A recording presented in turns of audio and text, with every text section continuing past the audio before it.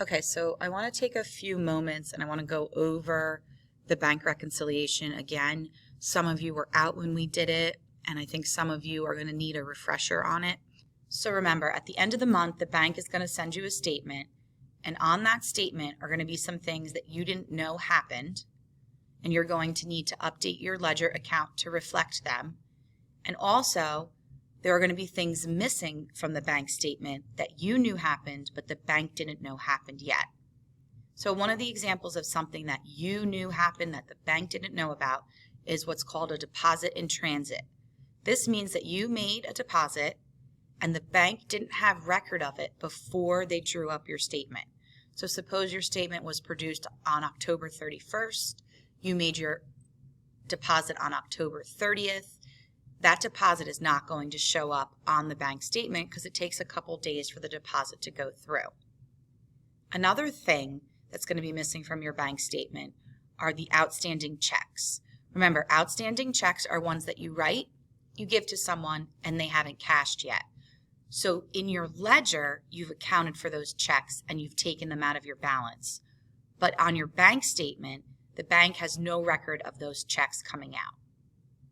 Things that are going to be missing from your ledger that are going to be on your bank statement would be something called a note collected, which remember we talked about is basically an accounts payable, but it's a loan. So you're receiving interest on it. And when you have a note payable out there, the bank will often collect on that for you. And you won't know that they collected on it until you get that bank statement showing that it did come through. And other things would be like a bank service fee, or if somebody's check bounced and you actually didn't get to get that money in your account.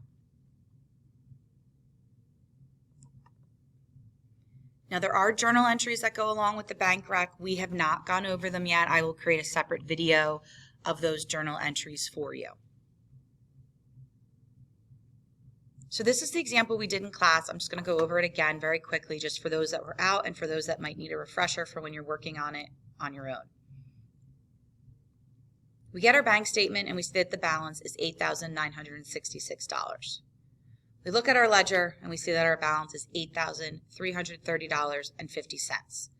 Clearly the two don't match. There are probably some things on the bank statement that we didn't know about, and there are probably some things in our ledger that the bank didn't know about. So after taking a look at our documents, we find that there's a deposit in transit, a DIT, for $1,303, and there are 4 outstanding checks. So the bank has no way of knowing about these things. So they don't have record of us depositing that $1,300, and they also don't have record of these checks that we're waiting for people to cash. We also see on the bank statement a credit memo. Now remember, when we're looking from the bank's end, it is the opposite of what we're used to in cash. So we're used to cash being a debit is an increase and a credit is a decrease. But in the eyes of the bank, it's the other way. So in the eyes of the bank, a debit is a decrease and a credit is an increase. So here we have a credit memo. That means, according to the bank, we received money. Okay, and our credit memo is for a promissory note repayment of $600 and then an additional $6 in interest. We also see that check number 2001 we recorded in our journal as $532, but it was really for $523. We also see a number of debit memos on the bank statement. Now remember, debit, according to the bank, means that your account was deducted. Okay, so we have a service fee, we have an NSF, which is a non-sufficient funds check, and then we have an ATM withdrawal. So let's see how we go ahead and complete the reconciliation. So if you recall, the first thing you do is go ahead and fill in that heading, and then you record your bank balance and your ledger balance. And our goal is to get the adjusted bank statement balance to match the adjusted ledger balance. Okay, so the first thing that we noticed is that we have a deposit in transit for $1,303. So that needs to be added to the bank statement part. Okay, so we're going to do an add deposit in transit for $1,303. That brings the new balance for the bank statement up to $10,269. Now, as we talked about before, there were a number of outstanding checks. So according to our ledger, we have paid this money out. But according to the bank, it never happened. So we need to update the bank statement balance to reflect those outstanding checks because we know that the people are going to cash them. So we record them all here, total them up, and then subtract them from the updated $10,269 that we got before to get an adjusted bank balance of $8,795. Now we're going to work to get this number right here to match an adjusted ledger number. So now we're going to look at what the bank has that we don't have in our ledger. So when we're looking at what the bank has that we don't have in our ledger, remember what I said. You got to flip your brain and think the opposite way. A credit to the bank, to our account, is actually an increase. A debit to the bank, to our account, is actually a decrease. Okay, so the first thing we see is a credit memo. That means, according to the bank, it credited our account, it gave us some money, and it gave us money from a promissory note that they collected on of $600, and $6 of that was interest. So we put that in here at $606.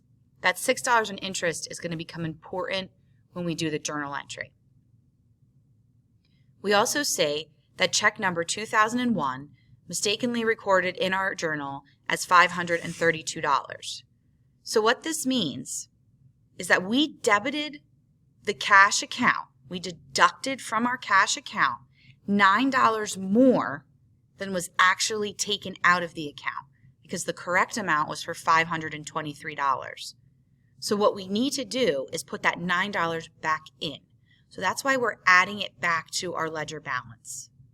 And so when we total up those two, we get a subtotal of $615, and then we add that to our ledger balance of $8,330.50, and we get our new $8,945.50.